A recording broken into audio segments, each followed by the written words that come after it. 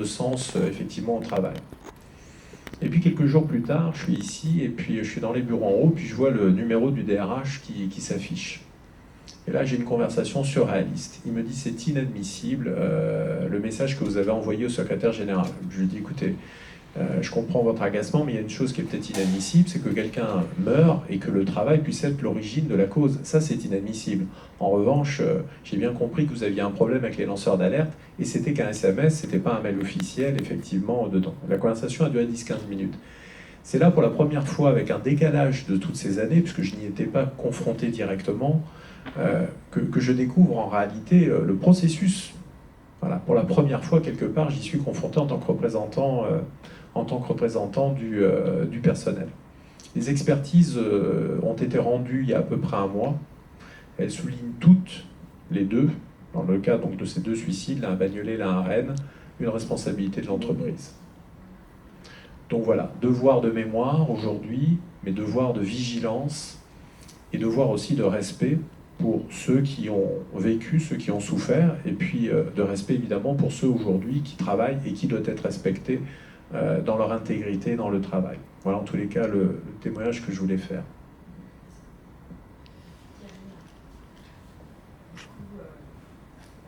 Des réactions Est-ce que des personnes ont des questions? Je pense que ce serait bien qu'il y ait des réactions dans la salle. Donc,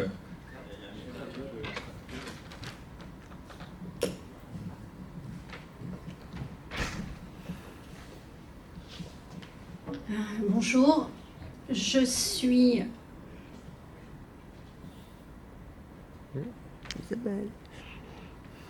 Isabelle Jardillier.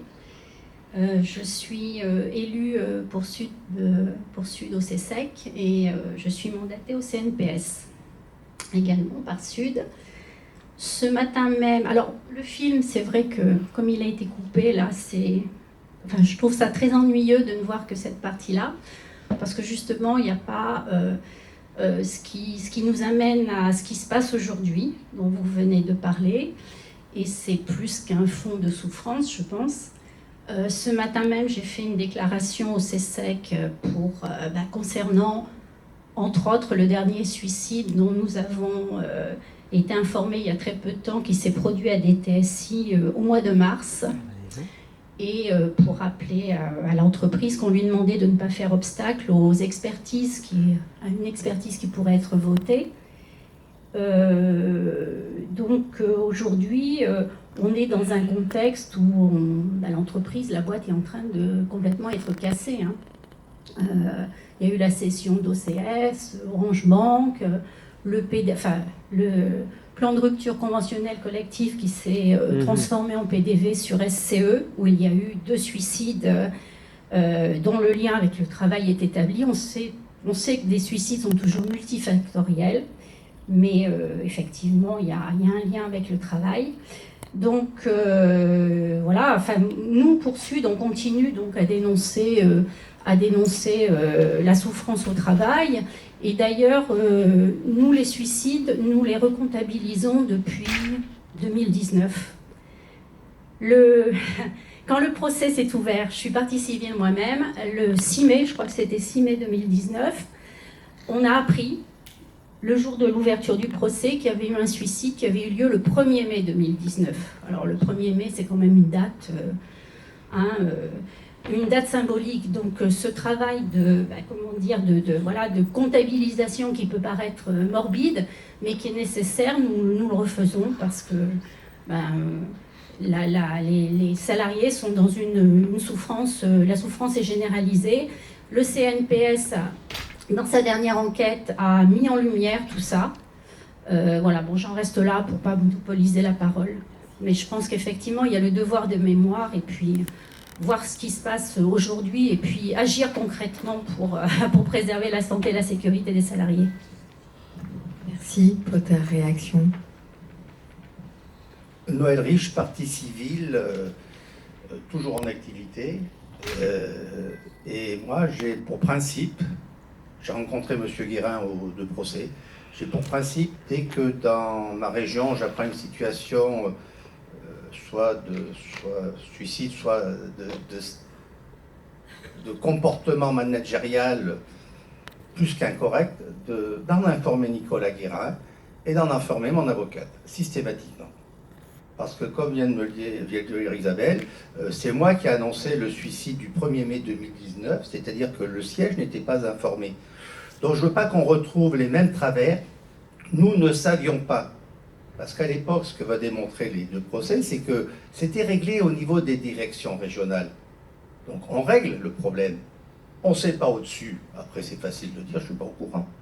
Donc voilà, toute situation qui, à un moment ou à un autre, vous, collègues, sentez qu'il y a un risque, vous devez en informer, alors je le dis bien, soit les organisations syndicales en priorité, pas soit, mais les organisations syndicales en priorité, et vous devez tracer un mail, un coup de téléphone, et si le DRH demain m'engueule, je dirai, monsieur,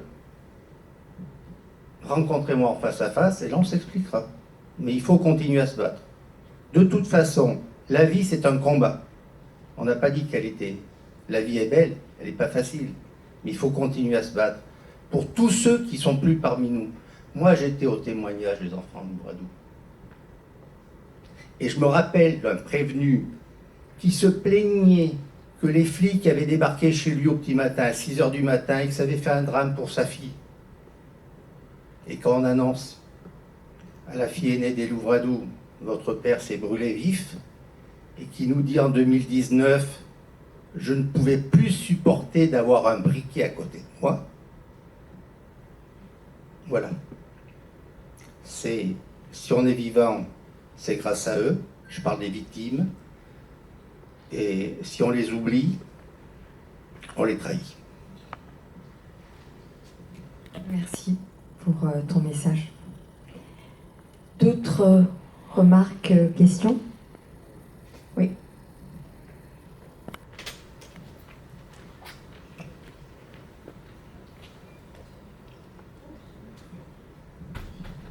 Moi, je me demande s'il n'y a pas beaucoup de signaux très très inquiétants à la période Lombard qui se répètent en ce moment. Enfin, de plus en plus, en tout cas. Moi, ce que je peux dire, je suis en retraite, non, je suis loin des services, mais ce que je peux voir quand même montre qu'il y a une situation quand même qui est très tendue à Orange.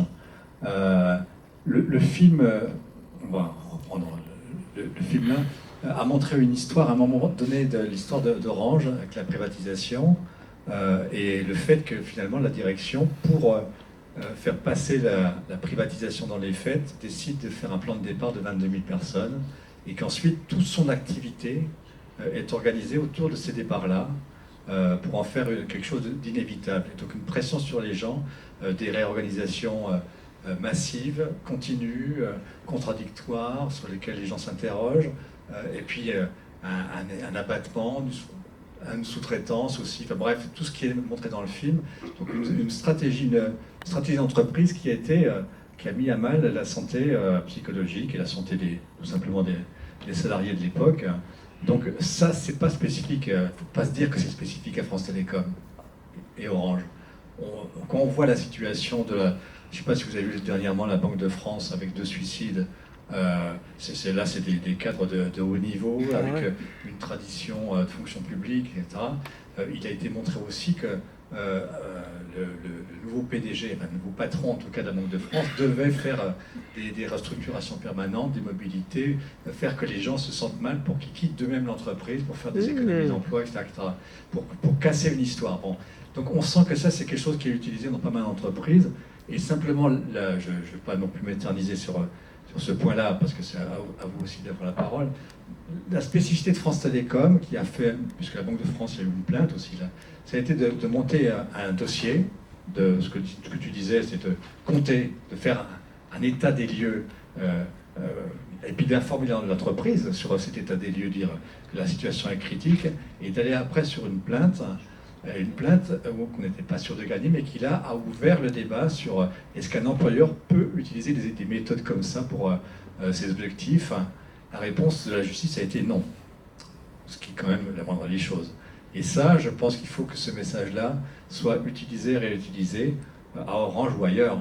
C'est-à-dire que si l'entreprise n'entend pas que ce qui se passe parmi son personnel, c'est des suppressions d'emplois, enfin des pressions inacceptables et illégales, il faut que ce soit la justice qui à ce moment-là soit saisie. Bon, voilà, en gros. J'espère qu'Orange saura maintenant agir différemment. Je l'espère, je ne suis pas sûr. Visiblement, ça n'a pas l'air de prendre cette voie-là. C'est pas si simple, oui, tu as raison. Merci. D'autres remarques, questions? Oui. Je vais peut-être parler assez fort. Moi, je rejoins Isabelle Vas-y. sur le fait qu'on n'ait pas vu la fin. Et il y avait certainement des messages qui étaient importants. Et on pourrait peut-être vous demander à vous, ou peut-être au réalisateur, quels étaient les points forts de la conclusion du film. Il y a plusieurs choses. C'est que vers la fin, donc effectivement, comme l'a dit Isabelle, on s'intéresse au présent aussi d'Orange. On voit un rassemblement devant la tour d'Eastview au moment où on annonce environ 700 suppressions de postes. Donc on voit qu'il y a encore une action syndicale qui existe. Et puis on s'intéresse aussi à des gens qui ont été embauchés à cette époque, même à l'époque où Stéphane Richard était le président de l'entreprise, qui explique aussi qu'il y avait d'autres choses qui ont fait que le malaise a continué dans la mesure où il y a eu encore beaucoup de suppressions de postes et une grosse pression sur les gens qui restaient pour qu'il y ait plus de travail. En fait, ça a accru la charge de travail de manière assez importante. Et la conclusion du film, elle essaie de tracer des pistes sur la lutte syndicale d'une part, et sur peut-être les liens qu'on peut faire avec la santé au travail et la citoyenneté dans l'entreprise, c'est-à-dire les droits des gens. C'est-à-dire que quand on arrive dans une entreprise, on n'abandonne pas d'un seul coup ses droits de citoyen, mais qu'on peut les faire valoir. Et par la santé, il y a justement un levier assez fort là-dessus. On le voit avec le procès. Et puis ensuite, on essaye aussi de voir qu'il y a un lien dans ce combat pour la santé au travail et le combat pour la santé humaine d'une manière générale, avec tous les problèmes qu'on connaît d'environnement, de changement climatique, etc. Que ce sont des questions majeures qui sont en train d'émerger dans la société et que pour l'instant on parle effectivement du climat beaucoup, on parle beaucoup moins du travail dans ce qui peut produire de tout à fait délétère, et que voilà, ces pistes-là qu'il faut absolument mettre en avant et faire converger en ce moment.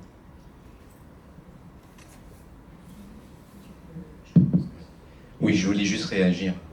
Conclusion de monsieur là, sur l'optimisme que Orange aurait appris, etc. Mais quand on voit la réaction sur SCE de la direction, c'est à nouveau étouffé et les réactions reviennent, les vieux réflexes reviennent. Donc quelque part, ils vont apprendre pour mieux étouffer les choses. Je pense que malheureusement, le cynisme ressortira. Pour aller dans le sens des vieux réflexes, ce que je demandais au secrétaire général, c'était qu'un représentant de l'entreprise se déplace sur le site et aille manifester de la compassion. Parce que quand Stéphane Richard est arrivé, comme Bruno Mettling, ce que tous les conseillers qui accompagnent les syndicats leur ont dit, c'est quand il y a un problème, allez-y, prenez un café avec eux, manifestez de l'humanité, de la compassion. Ça ne veut pas dire que vous êtes coupable en tant qu'entreprise, ça veut dire simplement que vous prenez en considération avec respect ceci. Le DRH a refusé de se déplacer sur les sites pour rencontrer les personnes. Il a fallu l'intervention du secrétaire général pour que la directrice générale demande à ce que le groupe présente ses condoléances près de 10 jours après le suicide. C'est ça en réalité qu'on peut souligner, c'est-à-dire que on est ressorti de la normale et finalement on retrouve des comportements, effectivement, moi je ne les ai pas réellement connus, mais toutes les descriptions qui ont été faites par tous les représentants. Selon les mots de Didier Lombard au procès, de la compassion à la culpabilité, il n'y a qu'un pas. Voilà, donc on retrouve des comportements... Ils savent très bien ce qu'ils font, et ils veulent déjà ne pas être coupables en ayant un peu de compassion. C'est Didier Lombard, dixit au procès. Bien sûr. Et donc du coup, la seule personne qui est allée voir cette équipe à Rennes, c'est une N-4 de la division SCE. parce que personne n'a voulu manifester de compassion. Donc voilà ce que je voulais en tous les cas souligner pour qu'on prenne conscience que devoir de mémoire, effectivement, comme l'a dit le camarade de Sud, devoir d'action et de vigilance pour les présents et devoir de respect, en tous les cas pour ceux qui travaillent aujourd'hui. Ce que je voudrais dire aussi, c'est que si on a décidé de projeter ce film, c'est effectivement, comme dit Thierry, pour ce devoir de mémoire, aussi parce que derrière, cette période est un peu compliquée et tous les signaux faibles doivent être remontés. On est là, et c'est notre rôle, tous les syndicats, qu'on soit Sud, CFE, CGC ou d'autres organisations, on est là pour accompagner les salariés et on est là aussi pour éviter, si on peut, d'en arriver là. Voilà, c'est grave, hein, je pense que ce documentaire est poignant, mais en même temps, ça nous permet de ne pas oublier et surtout d'être vigilant pour aussi les autres, pas que pour soi. Et si on peut éviter, ne serait-ce que, voilà, je ne vais pas parler de suicide, mais des situations compliquées, parce que ça peut être autre chose que des suicides, et ça on en a au quotidien, c'est vrai, et ben c'est notre rôle à chacun. D'autres remarques? Oui. Oui.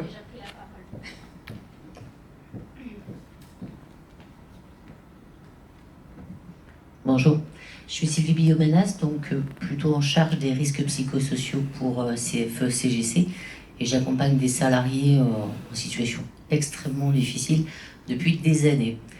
Alors, une remarque par rapport à ce qui a été dit dans la salle, une personne qui a dit qu'il faut aller au combat. Non. Il y a deux stratégies pour un salarié qui va bien. Effectivement, déjà identifié, ou au moins, moi, je suis souvent contactée par d'autres personnes du service pour que je fasse la démarche d'aller le voir.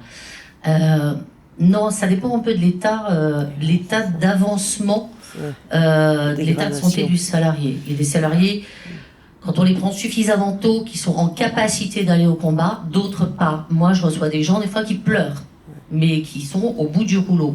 Donc, la seule chose que je leur dis, c'est on arrête là. Et tu vas voir ton médecin. Tu t'arrêtes, tu ne retournes même pas à ton poste de travail, tu plies tes affaires, tu vas voir ton médecin généraliste et tu te fais arrêter. Ça, c'est la première chose. La deuxième chose, je pense, qui est importante pour les salariés qui sont en arrêt, c'est d'insister, quand on les accompagne, d'insister auprès de notre charmante direction, donc RH, machin, enfin tout ce qu'on veut, pour qu'il y ait une déclaration d'accident du travail. C'est une première forme de reconnaissance de l'entreprise quand un salarié pleure, qu'il soit sur site ou qu'il soit en dehors du site, c'est-à-dire en télétravail. Il est sous le lien de subordination de l'entreprise. Donc, s'il craque, il est en accident du travail. Et on a un vrai souci dans cette entreprise, c'est-à-dire que si demain quelqu'un chute de plein pied ou sur un escalier, l'accident du travail va être fait automatiquement. Mais quand on est face à des risques psychosociaux, des gens qui vont pas bien, qui font un pétage de câble, qui pleurent ou qui se mettent à hurler, enfin on a tous les cas de figure, c'est un accident du travail. Et ça, je peux vous dire que c'est un vrai combat d'obtenir une déclaration d'accident du travail. Hein. Il y a des moments, franchement, même en tant que représentant des salariés qui connaissons un tout petit peu plus le droit du travail que la moyenne, je peux vous dire qu'il faut vraiment s'accrocher pour l'obtenir. Et quand vous l'obtenez, je rappelle quand même un point, c'est que les RH qu'on a en face de nous, les managers, ne sont pas des médecins. Ils n'ont pas à juger quoi que ce soit. Ils doivent faire la déclaration, ils doivent la faire sous 48 heures, sinon c'est une amende. Et ça, c'est le code de la Sécu. Ensuite, quand ils la font, parce que quand on insiste bien, ils la font. La deuxième phase, et qui va être très dure pour le salarié, c'est que c'est la CPAM qui va décider au final, un médecin de la CPAM, et je peux vous dire que j'ai vu des dossiers à charge de la direction et que je suis intervenue dans des instances pour quand même signaler à la direction que d'un point de vue éthique, on avait dépassé toutes les limites de l'humanité. Donc c'est simplement un témoignage pour vous dire que c'est important ce devoir de mémoire, hein, et c'est important aussi de se dire que malheureusement, cette histoire n'est pas finie et qu'elle continue. Elle a été un peu estompée pendant quelques années avec une direction générale qui était peut-être un peu plus socialement correcte, hein, mais que là, on revient quand même à des situations extrêmement difficiles. Et le dernier point sur lequel je souhaiterais insister, c'est qu'il faut absolument que la solidarité joue entre nous. C'est-à-dire que même si on n'est pas représentant des salariés, quand on identifie un collègue qui va pas bien, c'est quelqu'un... alors, je rappelle que les RPS, ça touche tout le monde, hommes, femmes, quel que soit l'âge. Hein. Comme ça, on est... Mais ça touche en particulier les gens qui sont très impliqués dans leur boulot. En tout cas, moi, depuis le temps que je fais ça, quelqu'un qui n'en a rien à foutre de son boulot pour qui le boulot est alimentaire, en général, moins de risques. Mais tous les gens qui sont impliqués sont fortement sujets à ces risques. Donc, le seul message que je puisse faire passer, c'est si vous identifiez des gens qui vont pas bien, c'est pas le moment de leur jeter la pierre, mais essayez de contacter des représentants des salariés pour qu'on se mobilise, hein, quel que soit le syndicat, mais qu'on se mobilise de manière efficace. Voilà. Merci bien. Une autre question ?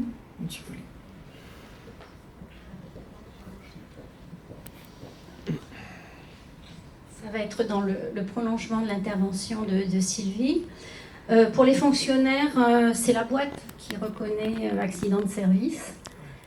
Il a fallu 6 mois pour que la boîte reconnaisse l'accident de service de Jean-Loup Cordel, 13 mois pour Christophe Buffard. C'était le collègue, le premier c'est le collègue de Troyes, Pont-Sainte-Marie, et le second Christophe Buffard à Draguignan. Donc c'est inconcevable quoi, de prolonger comme ça la souffrance des familles. Donc je pense qu'il y a une volonté réellement d'invisibiliser toute cette souffrance au travail et les atteintes à la santé au travail. Comme je suis au CNPS, je rappellerai que l'accord de 2010 prévoit que la boîte, elle communique sur les cas de suicide. Moi j'ai rejoint le CNPS il n'y a pas très longtemps, c'était en décembre, et j'ai appris donc avec les autres organisations syndicales que ça fait des mois, voire plus, que les organisations syndicales réclament que la boîte respecte l'accord. Donc je pense qu'on a vraiment une responsabilité en tant qu'organisation syndicale à obliger la boîte. Alors je ne sais pas, il faut peut-être saisir l'inspection du travail. En tout cas, il faut faire quelque chose pour que la boîte respecte l'accord. Là, on est embringué maintenant dans la finalisation du questionnaire de la prochaine enquête qui va sortir. Donc voilà, on est un peu... c'est la priorité. Donc ça s'est passé au second plan, de même que la présentation des indicateurs. On voit très bien qu'il y a des manœuvres de la direction pour invisibiliser tout ça. Ensuite, concernant ce qui s'est passé entre Lombard et Edman aujourd'hui, enfin, on le voit dans le film d'ailleurs, les suppressions d'emplois ont continué sous la présidence de Stéphane Richard. C'était un peu moins frontal, mais aujourd'hui ça s'est accéléré d'une façon terrible. Et pour terminer, concernant les RPS, alors les RPS touchent plus les femmes en général. Et il faut savoir qu'aujourd'hui dans la boîte, et ça c'est un de mes combats, et je suis à la commission égalité pro du CSEC, et je pense que les autres OS, j'ai compris qu'il y avait une volonté d'agir aussi à ce niveau-là. La boîte ne fait pas d'évaluation genrée des risques professionnels, ce qui est absolument inconcevable, puisque c'est une obligation de la loi depuis 2014. Alors Orange n'est pas la seule boîte à le faire, mais je pense qu'on a vraiment de sérieux combats là, à mener ensemble pour préserver la santé des salariés. Merci pour ton intervention. Est-ce qu'il y a d'autres questions, remarques ? Oui. Oui, Christophe Masson, militant Sud. Moi j'ai une question. Le film montre très bien que le procès il a pu avoir lieu, entre autres, par le travail des CHS, le travail d'expertise. On sait très bien que les ordonnances Macron ont supprimé les CHS d'un trait de plume et ont gravement entamé le droit d'expertise qui est renvoyé vers la CSE, machin, etc. Moi, ma question, c'est est-ce que... Alors, on fait tous le constat que la boîte, elle fonce, donc voilà, peut-être que la prochaine crise, elle est devant nous. Est-ce qu'un nouveau procès serait possible avec les nouvelles instances et les nouvelles lois? Voilà. Ça fait partie de ce qui a été coupé. Non, mais bien sûr, il y a un souci aujourd'hui. C'est qu'effectivement, la suppression des CHSCT, et au-delà de ça, la mise en place des nouvelles instances dans les entreprises. Alors, déjà, je vais vous dire une chose, il y a un bilan qui a été fait de ces ordonnances Macron, un bilan national qui a été fait même avec l'ensemble des organisations syndicales. On estime qu'il y a 200 000 représentants du personnel en France qui ont disparu. Que la démocratie des entreprises a perdu 200 000 acteurs, ce qui est quand même assez terrible. Et d'autant plus que ça signifie que les questions de sécurité, de CHSCT telles qu'elles pouvaient exister auparavant, les gens n'ont plus le temps de les traiter, puisque c'est devenu une simple commission des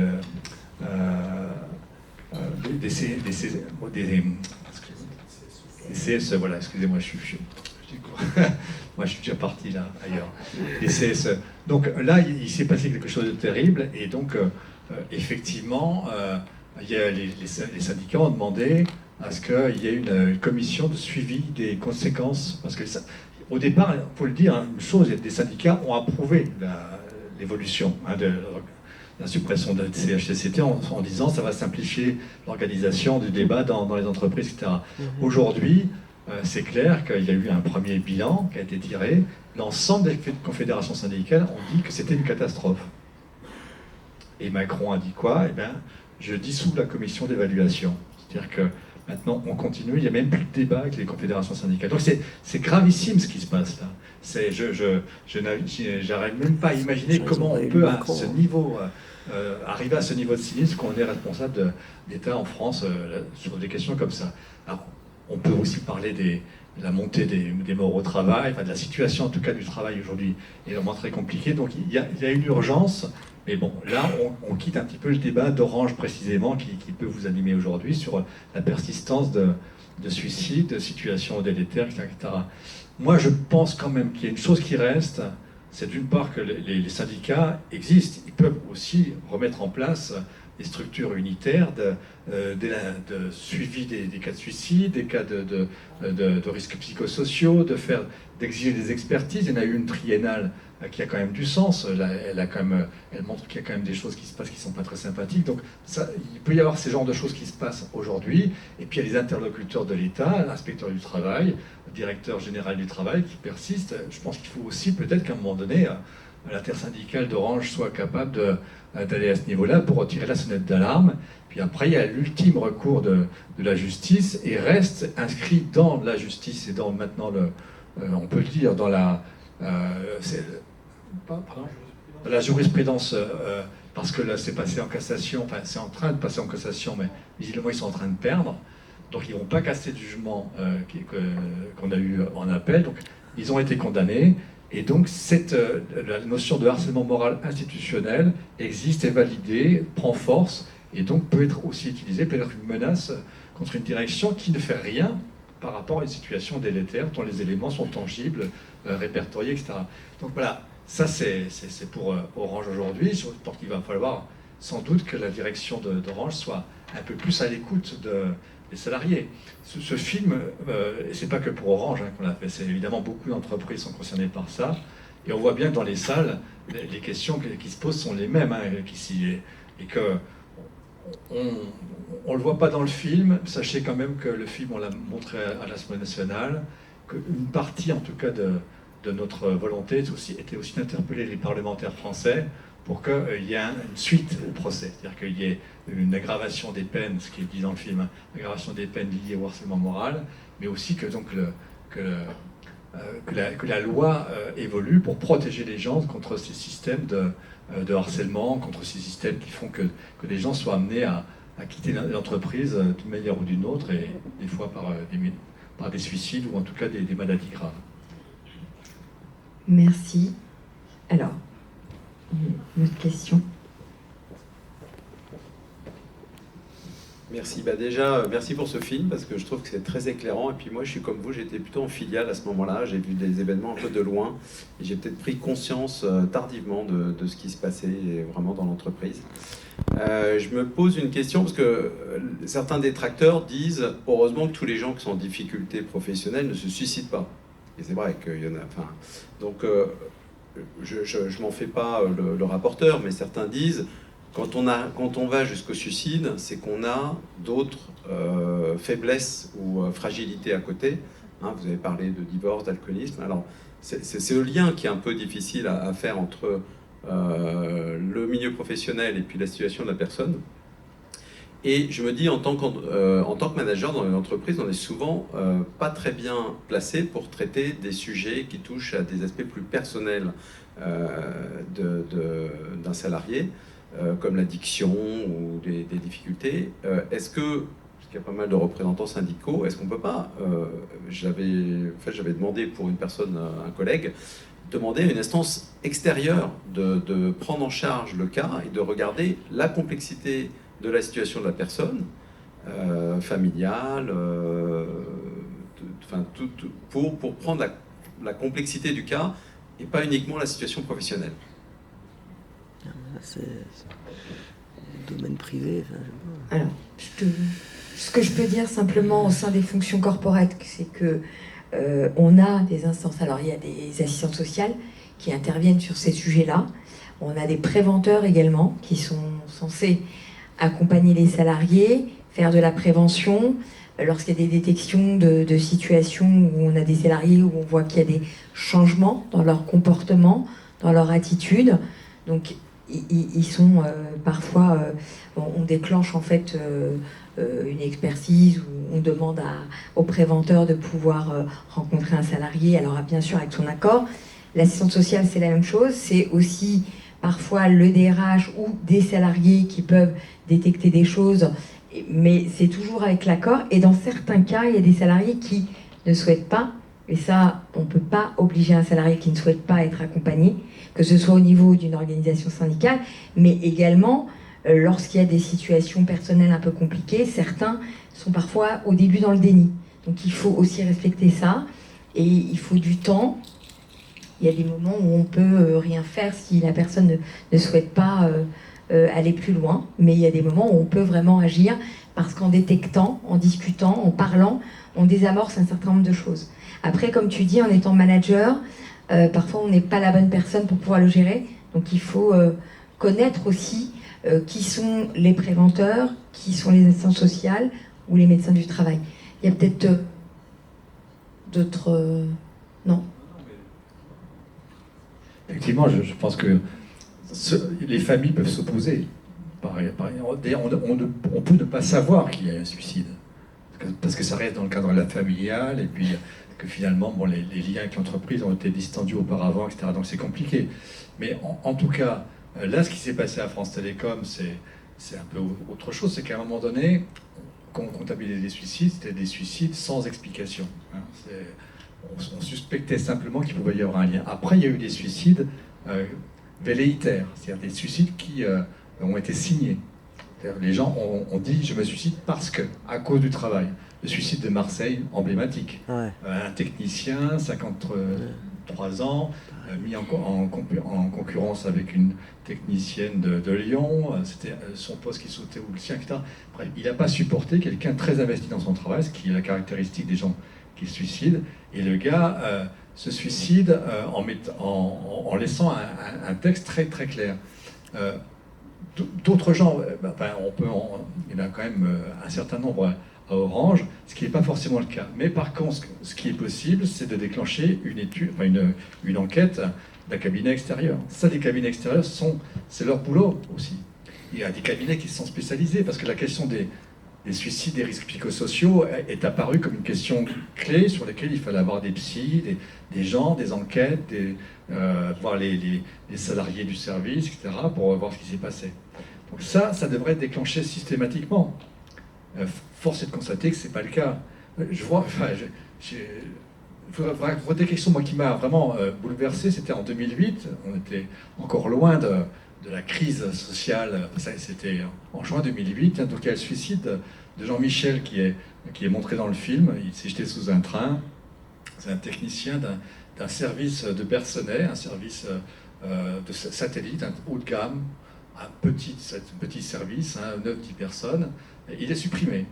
Évolution technologique, volonté de tout recentrer les activités, peu importe, il est supprimé et lui est envoyé sur une plateforme commerciale. Et moi, les témoignages qu'on a eus après montrent que le gars, il s'est pas effondré tout à coup. Ça a duré longtemps. Il s'est plaint auprès de son chef. Il disait que c'était pas son boulot. Lui, le commercial ne pouvait pas accepter. Enfin, il pouvait pas faire ça. Il rentrait malade chez lui tous les soirs, etc. Et il disait, il l'a écrit. Il a écrit une lettre. Il disait, donnez-moi un balai, je balayerai la cour. Ça, je peux faire. C'est humiliant. Je m'en fous. Je veux bien faire ça, mais je veux pas faire du commercial. C'est pas moi. Bon. Donc les alertes ont eu lieu, elles ont été répétées. Ensuite, il a téléphoné donc, le jour de son suicide à une déléguée du personnel qui répondait devant l'ensemble des salariés qui étaient présents. C'était un centre d'appel. Il y a eu, après, le suicide a eu lieu en direct. Il y a eu après un CHSCT et la boîte a dit quoi? Il ne s'est rien passé. Problème personnel. Et la boîte, est-ce qu'elle a contacté la famille? Non, c'est la gendarmerie qui est allée voir la famille pour dire à la femme, votre mari s'est jeté sous un train, voilà, bref. Et c'est simplement après 10 ans qu'on a réussi à retrouver la famille, qu'elle s'est portée partie civile et que l'affaire a été instruite comme ça. Donc toute cette histoire-là montre que c'est compliqué, mais c'est d'autant plus compliqué qu'on est face à une direction, à des gens en responsabilité qui mettent les morts sous le tapis. Et ça, il ne faut pas l'accepter.